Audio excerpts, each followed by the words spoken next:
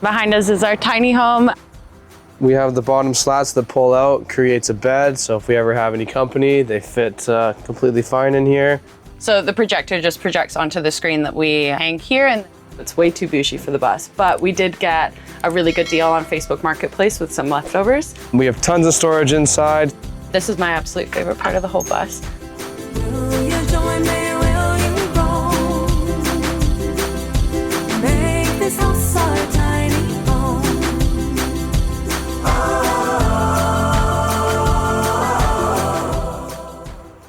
Hi, I'm Amy, and this is my partner Mike and our rescue pup Gibson. And behind us is our tiny home that we affectionately call Ronda.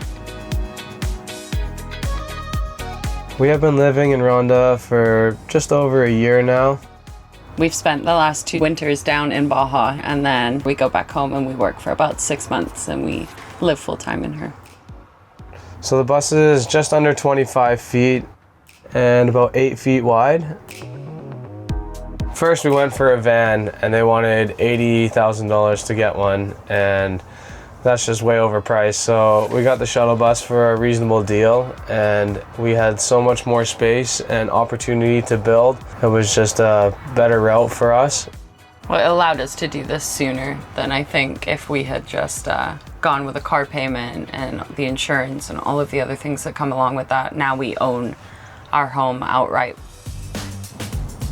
Here at the front of our bus of Ronda, we have a 2002 E450 with a 7.3 liter, super reliable engine, the milli-mile motor. That's why we went for the shuttle bus. We have a custom little house door we put on. We originally had the bus doors, but they're a bit rusted out, and we just decided this was a little more homey. So we swapped her out to have a nice pane of glass throughout it, and gives us a wonderful view. With the outside of the bus here, we wanted some sort of a table / bar kind of standing area. So as we come back, we just mounted this foldable table. Perfect, comes in nice and good, it's perfect height. It's an awesome little bar setup. Coming down later, we have the shore power on this side. Our electrical underneath our couch is right here. So we kind of had to put the shore on the opposite side of where it's normally at. Coming back, we have deleted 2 windows. We put 2.5-inch insulation foam board inside, butyl tape around all of the aluminum paneling, and riveted it all tight to the steel. Coming around to the garage at the back of the bus, we have our dually opening, beautiful view from our bed.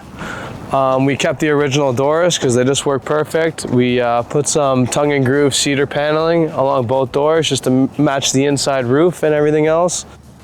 We have tons of storage inside, 65-gallon freshwater tank. Below here in this black tube, this is where we keep all of our dump system. Easy access, just pop the cap off, slide everything out, nice and easy. So climbing to the roof up top here, we put floodlights out and a camera on the back. Above that, we have a deck that we had welded. It is 4 feet by 5 feet. It's perfect for watching the sunset. Our overall weight of the bus is 15,500 pounds. Coming around to the driver's side of our bus, we have our on-demand Fogati water heater. It's perfect. It doesn't waste much water. It heats up pretty much on demand. And beside that, we have our outdoor shower. It's perfect. Instead of filling up your gray tank, you just set up outside, wash off after surfing or paddleboarding. And now that we're done with the outside of the bus, let's make our way to the inside. Welcome to Ronda. This is our front entry coming in. We got our freshly Mexican tile that we just put down. For the floor, we just did some nice gold trim around. Got some laminate underneath. We also built this little shoe rack just in the front here to keep the dirt from traveling in and out of the bus. We took live edge cedar, tried to throw that above the driver and the ledge here. Up here we have the wonderful sound box. This is my pride and glory right here. Got a little bit of hoodie storage in here for myself. We kept the front window as it came. We just switched out the glass, make it nice and pretty, and kind of put some nice little detailed trim around it.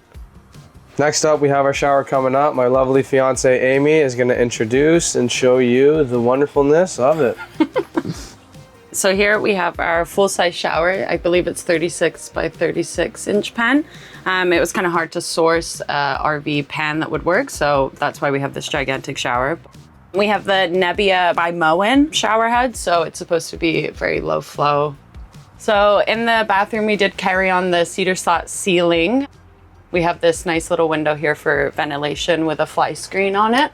We did have to level out this wall. The bus is unfortunately very curved, so that made tiling it a little bit difficult, but we leveled that out and then just shoved some insulation in there. And then we have this tile that I love. It's handmade in Italy, so it's way too bougie for the bus, but we did get a really good deal on Facebook Marketplace with some leftovers. We did our own composting toilet, so we bought a urine diverter off of Etsy. I really didn't want to pay 1,200 Canadian for something that I felt like we could do ourselves, and so far it's worked out great. And then we have a little medicine cabinet that I rebuilt with the same cedar that's around the rest of the bus. In here, I begged Mike to install this Nautilus shower door, and it was expensive, but it was worth every penny. It saved my sanity. So now we'll show you guys our gigantic couch. All right, coming out of our shower, we have our lovely couch. We have the bottom slats that pull out, creates a bed. So if we ever have any company, they fit completely fine in here. All the cushions are handmade from Amy, did a hell of a job. Also, we had all this random space behind, so I mean, why not turn it into storage? Underneath the couch, we have our full electrical system. Everything is all Victron. We have the 3000 watt inverter. The Orion is the DC to DC charger, which runs from your alternator to your batteries. We have 1200 watts that charge our 560 amp hour batteries, 150 to 70 MPPT charge controller. And then we also have our 120 setup and our 12 volt setup. It's been working great for us. We also have the knockoff Laguna mount, so we can actually have a nice setup with dinner and actually eat together.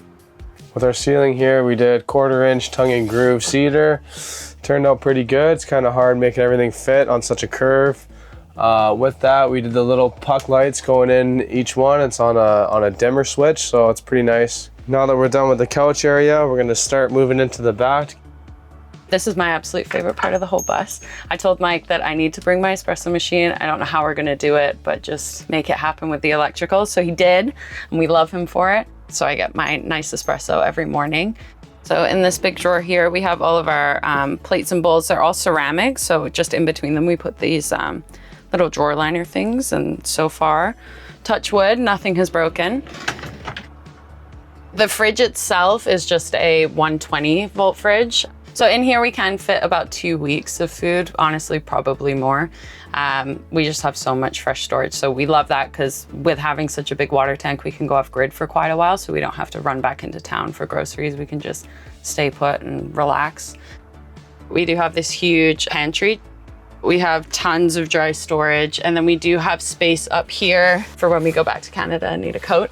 So that goes all the way into the top of the fridge as well. On the driver's side of our bus, we do have our big old sink. It's got a cover on it that we double as a cutting board. We have a full range oven here. So we've got the oven and then the 3-burner propane stove. I love the oven. I love to be able to just chuck in a pizza if we're feeling lazy, or do some cookies or whatever we want to do. So in here we have our little secret hidden drawer. All of our electronics, the drone, all of the stuff that we don't necessarily want people to be able to walk in and just see right away. And then under here, we do have our water heater.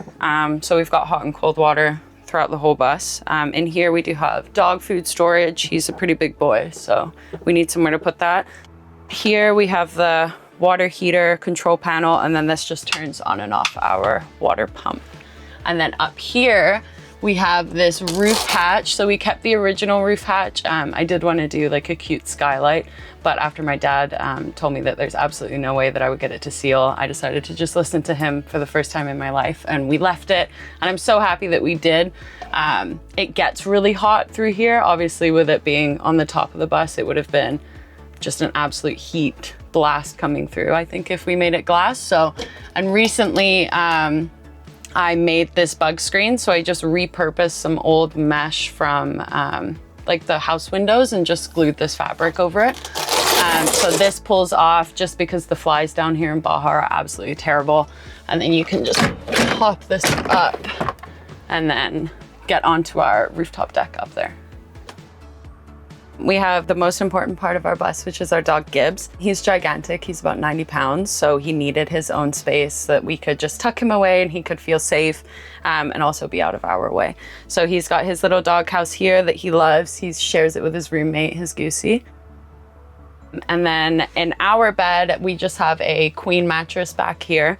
It's our mattress from home, so we just took our Casper that we had and we just had to cut 2 inches off of it, and that fit perfectly. I'm about 5'8", Mike's 5'10"-ish, and we can both fit in here. We can sit up in bed, which was important to us. We got some cheap little lights off of Amazon. They're just rechargeable. And then back here, we just have a shelf with some more of our little trinkets on it. I recently installed a little roller blind here. So this is just for Gibbs, because he does like to jump on and off the bed when we're not here. So that is our boundary so that he can't get up here and then hurt himself when he jumps down. And we do have magnets in our ceiling. So we put these up there, and then that's how we watch TV at night. So the projector just projects onto the screen that we hang here, and then it just slips down the opposite side of the bed by the doors there, but we're not using it. So if you come in here a little bit closer, we do have all of this hidden storage down here. So you just pop the magnets off, and then this is our closet space. And in here, so we do just have more storage space. You can fit all of these little baskets in here. So it is actually quite a bit of storage. And then if you stick your hand all the way down here, that's where we shove all of our dirty laundry, so it's kind of out of sight, and then that goes back into the garage area. We obviously couldn't have the pull-out doors like that, so the slider is kind of what we thought would work best in here, and on it we just used leftovers from the ceiling and did a cute little mountainscape. I just didn't account for the mattress being in here, so that's why it's so much shorter, but it's there and it does look good.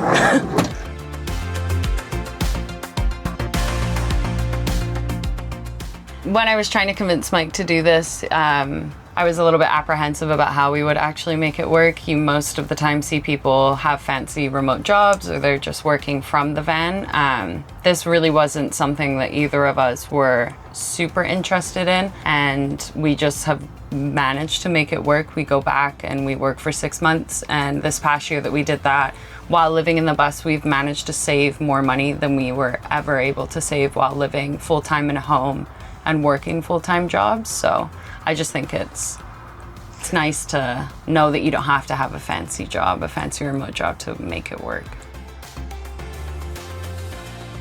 Thanks for watching this week's episode. I hope you guys enjoyed it. Please make sure to like, share, and subscribe, and I will see you soon with another unique home tour.